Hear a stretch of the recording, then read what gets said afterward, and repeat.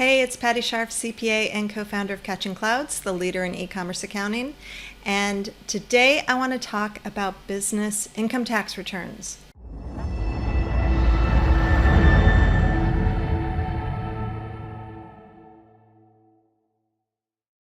Before we get started, I want to remind everybody that I do not actually do taxes anymore. So I'm giving you information on kind of a high overview level, but if you have any questions or concerns about your own personal tax situation, please, please, please talk to a qualified tax professional, preferably a CPA.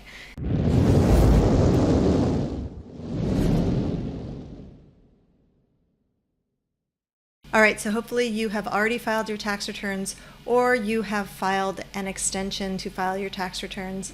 I'm guessing if you're watching this video that you filed an extension so that you can learn what to do with state apportionment.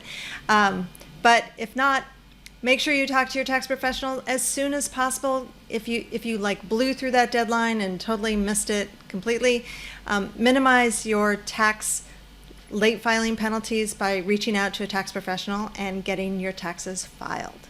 All right, so with all of that out of the way, I want to talk first about Nexus.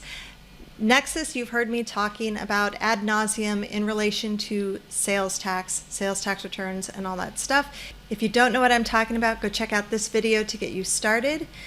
But if you have sales tax Nexus, you likely also have income tax Nexus. That means you should probably be filing an income tax return for your business in any of the states where you have Nexus. All right, so all this stuff can get pretty complicated pretty quickly. I just want to give you kind of a high-level overview of how it works with the states. If you are filing income tax returns in multiple states, let's say you are filing in 30 states. It doesn't make sense that you would be paying 5%, 6%, 8%, or whatever on each of your individual states in all 30 states, or even more, 40 or even more, right? Because pretty quickly, you're going to be paying more than 100% of the money that you brought in, which makes no sense whatsoever.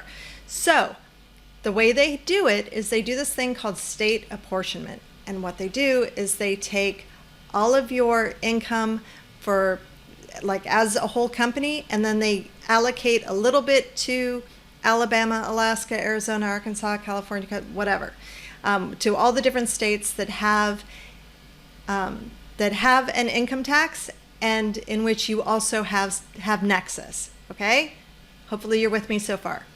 So because they're splitting that all up, you're not paying way too much in tax. It's just kind of an administrative headache because you're having to do all these different income tax returns and you're paying your tax preparer $1 gazillion to do it and do it right for you. Okay?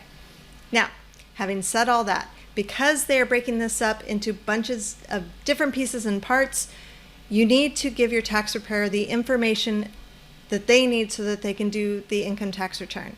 And there are 3 key pieces of information. The first is sales, so sales by state.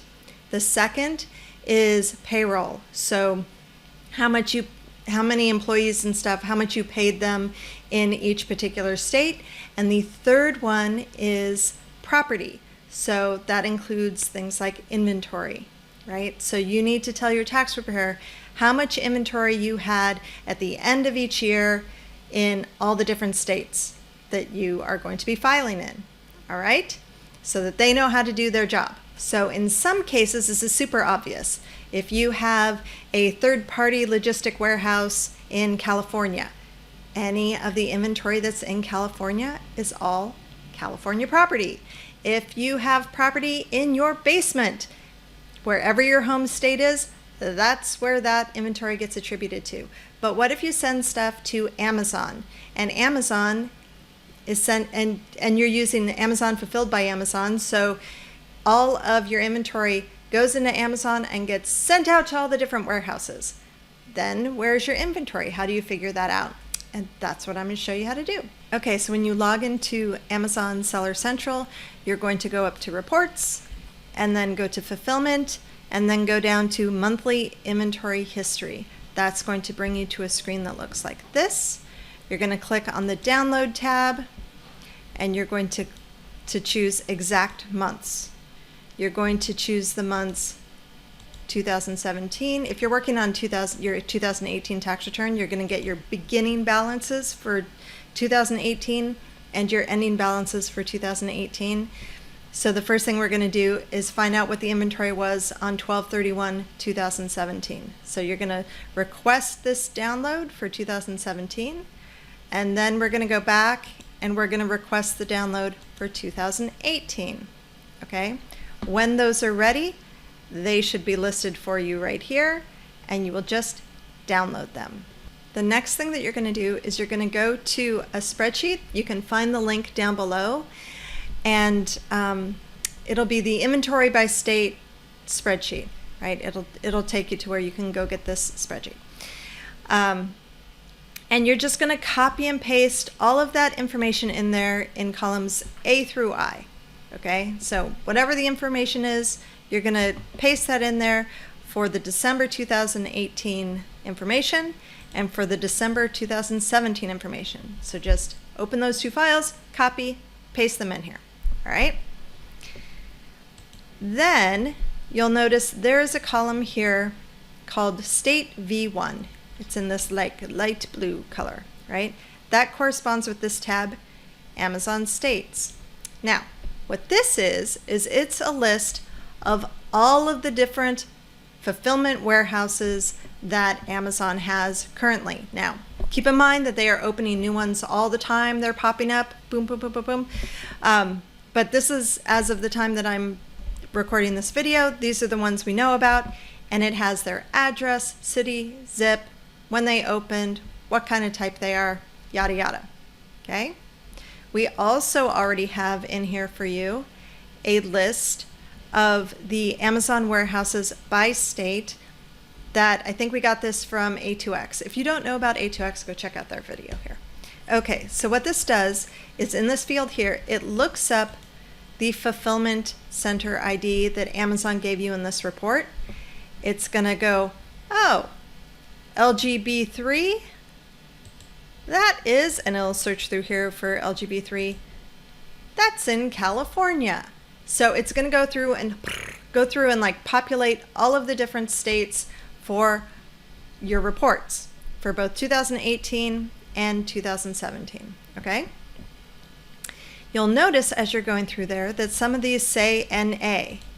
It's because we don't have an address for them for some reason. Maybe they just opened some new warehouses that I don't know about or whatever. That's why we have this other tab in here that came from A2X so that we can kind of cross-reference them and fill in the blanks. If there are even more blanks where neither of those reports have, you're going to need to add those to your list. But it should catch pretty much all of them. It looks like it did in this case. And then you're almost done, okay? Okay, so now you've got all the states that we know about, all right? Now, I need you to go over to the Cost tab for 2018 and 2017. And for each and every SKU that you have in that report, you need to make sure that you have a cost associated with that SKU. So how much did you spend in acquiring this product so that you can get it ready to sell to somebody else? Okay, so whatever that cost is, you just plug it right on in there, right? 2017 costs might be different from 2018 costs, so you want to make sure that you're putting the accurate numbers in each case. And this is a really simple example. We've only got 2 SKUs in the whole show. You might have a lot more, okay? And that's okay. But you just need to make sure you have a cost for everything. Okay. Then, if you go back to the original spreadsheet, what you'll see is for each of these SKUs, so like SKU 1, 2, 3, 4, what this formula did is it looks up the SKU, it looks to see, since this is for 2018, it will look at the cost for 2018. Oh, that's $1.23. And then it will say, oh, there were 227 units on hand at the end of the year. So it'll take 227 times 123 to come up with $279.21. And then it'll just do that for all of the different SKUs that you've got that's in your inventory at the end of the year. It'll do that for 2018, and it'll do that for 2017. And then the last thing you do is you go to this tab called Pivots, and it's gonna summarize it all for you. Okay, so 2017, here was the cost at the beginning of the year. 2018, here was the cost at the end of the year, and everything is all broken up by state or location. Actually, I noticed like BC is probably British Columbia. ON is probably Ontario, so you might want to like tweak that out. But then if you also have like some property that's sitting in a warehouse or 3PL or something like that, in addition to that, you would just add the additional amount and get a total for all of your locations and everything. But this will take care of Amazon and help you get just that much closer. And it really isn't that big of a challenge. I mean, it'll take you maybe 15 minutes if you don't have a lot of SKUs. If you have like 400,000 SKUs, it could take you a bit longer. But that's it. That's all there is to it. So I hope you found this video helpful. If you did, please like, comment, and share. If you haven't already, please subscribe, and I'll catch you later.